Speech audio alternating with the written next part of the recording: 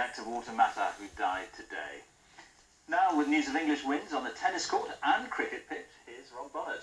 George, thank you. Well, England's 2-wicket win over the West Indies in the second test at Lord's will go down as one of Test cricket's most memorable matches. After dismissing the tourists for just 54 yesterday, England first seemed to be coasting towards their target of 188, only to lose a succession of wickets before man-of-the-match Dominic Cork steered them to a victory that levelled the series. After a day of wicket-filled jubilation yesterday, England's openers emerged to the grim reality of facing a West Indies attack fortified by humiliation. It was something Mark Ramprakash didn't linger too long for. His miserable run continued as Courtney Walsh mowed down his defences. But with Michael Atherton starting to show his limpet-like qualities at one end, Yorkshire's Michael Vaughan took up the challenge. Pulling Curtly Ambrose is a sure sign of confidence. Shot. Even a man of his calibre seemed to feel this wasn't his day. But Courtney Walsh single-handedly exploited the brittle confidence in England's top order. Atherton was finally snared as he took the first 6 wickets to fall. 2 more firmly swung the pendulum towards the tourists. But Dominic Cork has a knack of making things happen. And a mighty 6 raised English spirits again. Great shots! In an atmosphere reminiscent of a classic one-day final, Cork completed his heroic cameo to see England home. The objective is to win the next test match and then the following one. But there's still a lot of hard work to do. They're a good side. They won't just sit down and let us walk all over, and we've still got a lot of hard work to do. The match highlighted shortcomings in both teams, but the manner of victory will give English cricket some much-needed impetus. Nigel Adderley, BBC News. Tim Henman is safely through to the 4th round at Wimbledon after a straight sets win over the Moroccan Hisham Arazi. There were also centre-court victories for Andre Agassi and the defending champion Pete Sampras.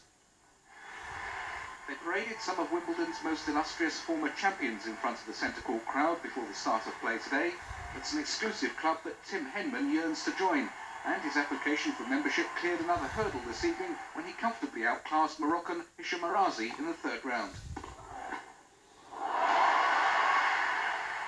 He was barely extended in taking the first set 6-3 and coped unfussily when his opponent raced his game in the 2nd. It was in the 3rd, though, that he displayed his proper championship credentials. Whatever Arazi tried, he had a thrilling answer.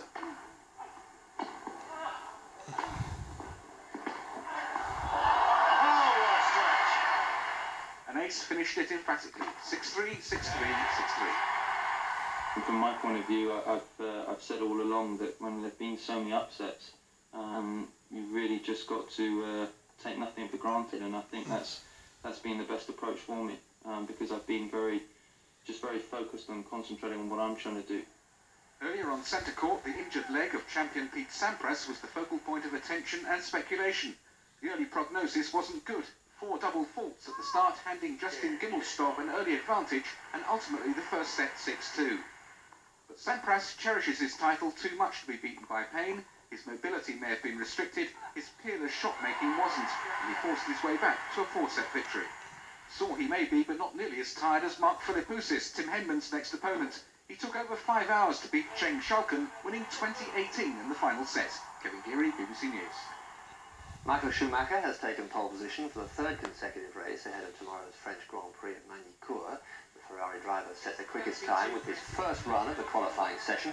The McLarens of David Coulthard and Mika Hakkinen will start behind him on the grid. Coulthard had an eventful session which included this spin as he tried to pick Schumacher in the closing stages. Rugby Union and Scotland lost the 2nd test against New Zealand in Auckland this morning by 48 points to 14, despite this smartly taken try by Chris Patterson after an error by Andrew Mertens. It was an improved performance from the tourists after last week's record defeat, but 8 tries, including this from Christian Cullen, ensured a 2-0 series win for the All Blacks. And Dutchman Ralph Muntz holds the lead going into the final round of the Irish Open at Ballybunion. He shot a 68 today for a 3-round total of 198, that's 15 under par. He's 2 shots clear of Patrick Sholin and Sergio Garcia. Finally, Scotland's David Miller has won the opening time trial in Poitiers of this year's Tour de France, but 3 riders were banned before the start for failing blood tests. George. Thank you, Rob. And that's the latest from the newsroom tonight. From both of us, good night.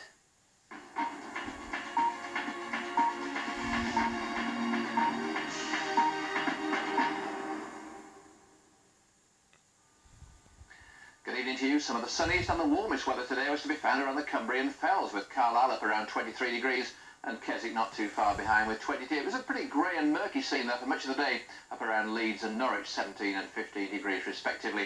Now, we have seen a change in the weather across the south during the afternoon. We've seen some sunshine following a line of pretty heavy showers, giving something like 10 millimetres an hour in parts of the southeast and now across East Anglia, as those bright red colours are mixed in on the radar screen. And we can see some bright colours there to the northwest of Birmingham as well, a short time ago.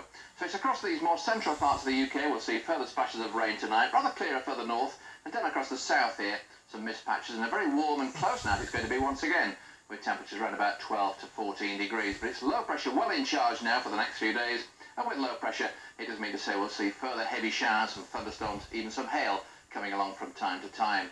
So for Sunday morning then, a very grey start across these central areas, some pockets of rain which will develop again during the day, give some heavy downpours later on. But there should be some sunshine to the north across western Scotland, and certainly some sunshine in the south for a while before the rains begin to gather across the West Country towards the end of the morning, and this rain will become more extensive, pushing up across many parts of England and Wales during the afternoon, and again there'll be some thunder mixed in too. Temperatures right about where they should be really for the early part of July, typically 18 to 21 degrees. Incidentally, there could be some of these heavier showers affecting the Euro 2000 final, France against Italy tomorrow evening, as the storms push across the continent. Bye for now. To find out about the BBC's performance last year and the challenges ahead, get your copy of the BBC Annual Report, available online at bbc.co.uk/info or from your local library. This is The Syndicate, the toughest mental contest on television. It's a battle of minds. There are cruel dilemmas and agonising decisions. A battle of wills. Only the captains are safe in their seats. Everyone else is vulnerable and expendable. Eliminate Richie. Reinstate Gary. We'll take the points. The Syndicate, the battle to be Britain's best quiz brains, moves to its regular time of Monday at 7 on BBC One. Because it's not about taking part. It's about winning. Do you still fancy me like you used to? What sort of question is that? If it's not one woman, then all men were subject to overwhelming primal instincts. Not me. I can as well help. It's the other. Russell, you are a married man. It's none of your business who I sleep with. Russell's life is a complicated affair. Don't I deserve to be happy? And his love They all sleep with the two women. You should be delirious. is a many-splintered thing. Continues Tuesday at 10:20 on BBC One. Now BBC One, a brand new X-File. For Mulder and Scully, the truth is out there. It's just someone keeps getting there first.